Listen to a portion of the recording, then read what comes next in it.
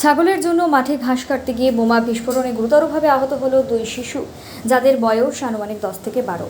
আহত দুই শিশু বর্তমানে চিকিৎসাধীন রয়েছে মুর্শিদাবাদ মেডিকেল কলেজ এবং হাসপাতালে।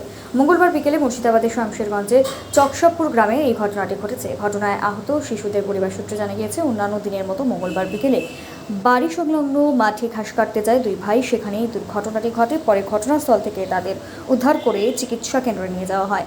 এরপরেই বহরমপুর মুর্শিদাবাদ মেডিকেল কলেজে তাদের ভর্তি করা হয়। এদিকে ঘটনার জেরে রীতিমতো আতঙ্ক রয়েছে এলাকায়। মানে এই বাচ্চা একটা খাসি ছিল, যে খাসির জন্য ঘাস কাটতে গেছিল আচ্ছা মাঠে দিয়ে মাঠে ঘাস কাটছিল। এই ঘাস কাটতে গিয়ে মানে ছেলে একটা দূরে ছিল, একটা কাছে ছিল। এই যে চোখ পেনে ঘাস কাটতে গিয়ে ছেলে আর বুঝতে পারেনি, ওই হসার নৌকায় লেগে যায়।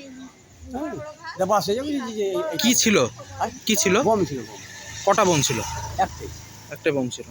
ও কানাতে ছিল, মানে ছেলে ঘাস কাটতে গিয়ে মানে এরকম, অন্য কিছু নাই।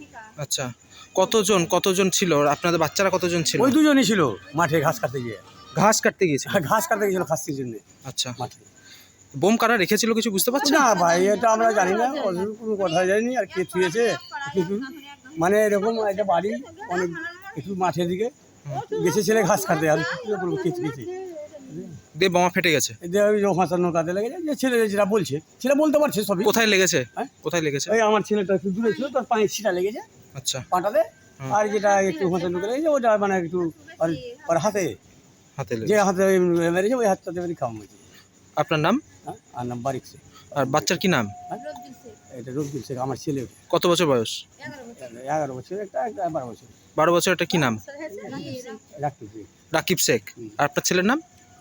রবজুল শেখ। রবিউল শেখ। রবজুল শেখ। রবজুল শেখ। আপনি বাবা? আপনার নাম? বারিক শেখ, আব্দুল বারিক শেখ। কোথায় বাড়ি? বাড়ি চস্কাপুর। চস্কাপুরে। ওখানেই হয়েছে? হ্যাঁ, মাঠে।